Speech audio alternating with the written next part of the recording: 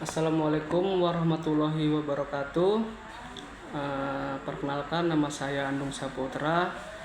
Saya kuliah di Universitas Terbuka UPJJ UT Samarinda dengan NIM 0512181339 untuk program studi yaitu Agribisnis Minat Penyuluhan dan Pertanian tahun ajaran 2026. Judul materi penerapan metode penyuluhan massal, penerapan tanaman dan pasca panen kelapa sawit.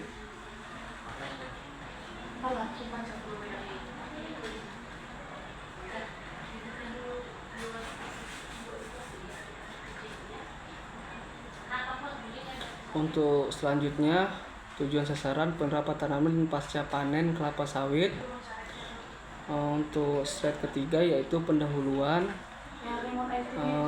Pendahuluan dibagi menjadi dua sumber, yaitu yang pertama menurut Iyung Pahan tahun 2013, budidaya kelapa sawit adalah penerapan manajemen agribisnis hulu yang melibatkan konversi sumber daya alam atau lahan air matahari dan input pertanian bibit pupuk secara efisien melalui standar Good Agricultural Practice atau GAP untuk menghasilkan tandan buah segar atau TBS secara berkelanjutan. Yang kedua, menurut Sastroyono 2004, penerapan tanaman merupakan usaha pemeliharaan kelapa sawit secara terukur termasuk kastrasi, pemupukan berimbang, dan pengendalian organisme pengganggu tanaman atau OPT untuk mengoptimalkan fase vegetatif tanaman agar siap menghasilkan buah dengan kadar kolesterol rendah secara berkelanjutan.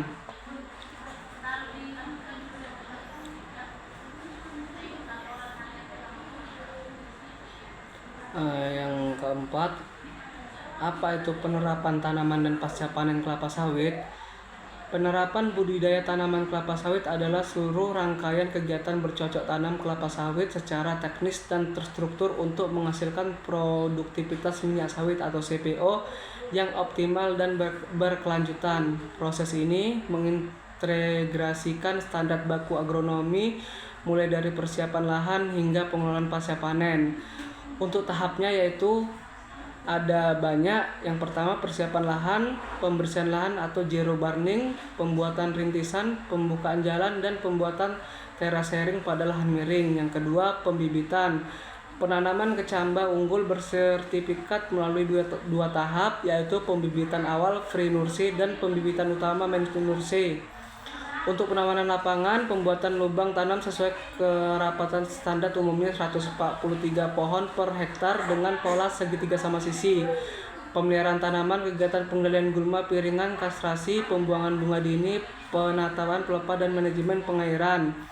Untuk pemupukan berimbang, pemberian unsur hara makro NPK dan mikro sesuai dosis umur tanaman dan hasil analisis daun tanah. Pengendalian hama dan penyakit, penerapan sistem pengendalian hama terpadu PHT untuk mengatasi ulat api, kumbang tanduk atau Oryctes rhinoceros dan jamur Ganoderma.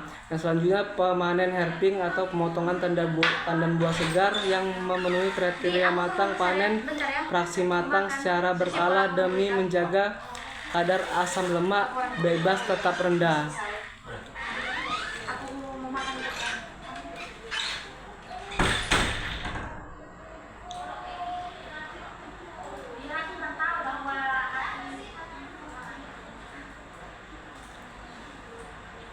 Untuk slide yang selanjutnya yaitu persiapan lahan.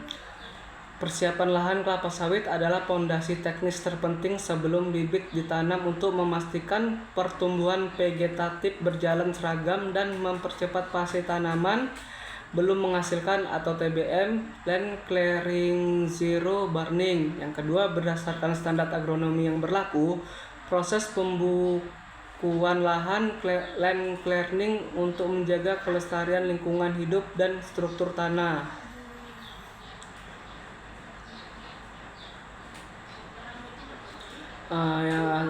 Yang selanjutnya itu pembibitan atau nurse. Pembibitan kelapa sawit adalah proses pemeliharaan kecamba unggul bersertifikat hingga menjadi bibit siap tanam di lapangan dengan umur 10-12 bulan. dengan sistem 2 tahap yaitu double stack nurse.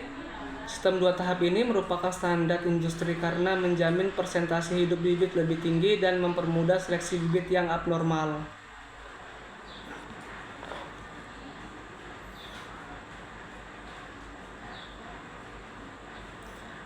Lanjut yaitu penanaman lapangan.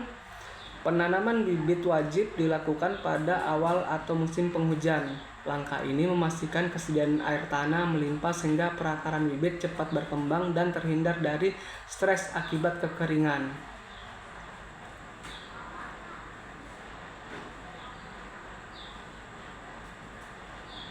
Selanjutnya, pemeliharaan tanaman dengan cara kastrasi. Pemeliharaan tanaman dengan cara kastrasi atau metode pemeliharaan ini sangat paling umum dan wajib diterapkan dalam budidaya tanaman kelapa sawit. Pada fase tanaman belum menghasilkan atau TBM, pada usia dini, buah yang dihasilkan tanaman belum layak diolah dan tidak bernilai ekonomis sehingga energinya lebih baik dialihkan untuk pertumbuhan fisik tanaman.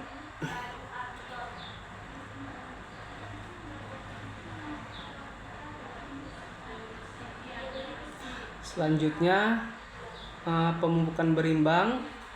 Pemupukan berimbang dengan pupuk NPK adalah pemberian kombinasi unsur hara makro atau nitrogen, fosfor, kalium, dan hara mikro yang disesuaikan secara presisi berdasarkan fase pertumbuhan tanaman guna menghasilkan produktivitas buah tertinggi untuk penebaran yang dipakai ketika masih umur TBM 1 atau umur 0-1 tahun. Pengaplikasiannya dibagi menjadi 3-4 kali sebar dalam setahun. Sedangkan TBM 2 umur sampai 1 dan 2 tahun pengaplikasiannya dibagi menjadi 2-3 kali sebar dalam 1 tahun.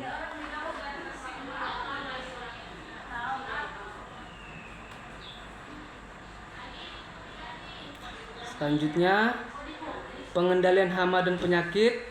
Pengendalian hama dan penyakit pada tanaman kelapa sawit menggunakan pestisida kimia, atau inseksida, fungisida, akarisida, atau agen hayati organik yang disesuaikan dengan jenis organisme pengganggu tanaman atau OPT yang menyerang. Hama utama sawit umumnya menyerang bagian kelapa, pucuk, atau buah muda. Berikut beberapa hama penyakit dan jenis obatnya. Yang pertama, kumbang tanduk. Untuk obatnya gunakan insektisida sistemik atau kontak berbahan aktif atau fipronil, spermetin, atau karbofuron. Yang kedua, ulat api dan ulat kumbang, gunakan insektisida berbahan aktif dalam antrin disemprotkan jika tanaman masih pendek, atau asemefrit sepat untuk metode injeksi batang pada tanaman menghasilkan.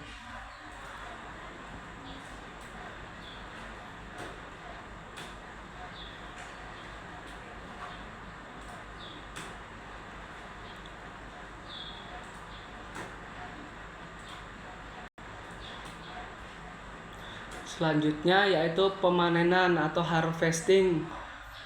Pemanenan pertama kelapa sawit secara resmi dilakukan ketika tanaman memasuki usia 30-36 bulan atau 2,5 tahun sampai 3 tahun setelah ditanam di lapangan. Pada usia tersebut, tanaman beralih status dari tanaman belum menghasilkan atau TBM menjadi tanaman menghasilkan atau TM. Sebelum mencapai usia ini, selama fase TBM, buah sawit tidak boleh dipanen melainkan harus dibuang atau kastrasi agar pohon fokus membesarkan batang dan akar.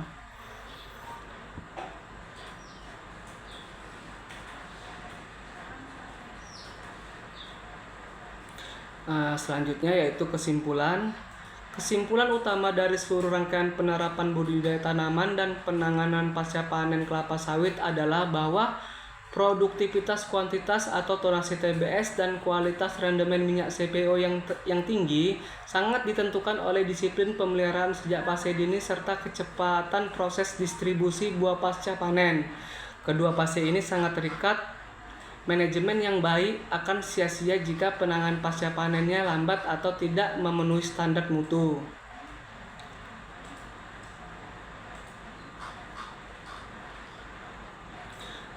Untuk daftar pustakanya yaitu Pahan 1 2013, Panduan Lengkap Kelapa Sawit, Manajemen Agribisnis dari Hulu hingga Hilir, Jakarta, penebar swadaya. Yang kedua, Setia Mijaja D2006, kelapa sawit, teknik budaya panen dan pengolahan Yogyakarta, penerbit Kanisius. Yang ketiga, Fauzi Y. Widyastuti YE Sasyawibawa 1 dan Hartono R tahun 2002, kelapa sawit, budidaya, pemanfaatan hasil dan limbah, analisis usaha dan pemasaran Jakarta, penerbit Swadaya. Selanjutnya Sunarko 2014, budidaya kelapa sawit di berbagai jenis lahan, Jakarta, Agromedia Pustaka. Untuk terakhir Guntoro GD Hasibuan HB 2026, optimalisasi teknik panen kelapa sawit, antar produktivitas, kualitas, TBS dan efisiensi kerja.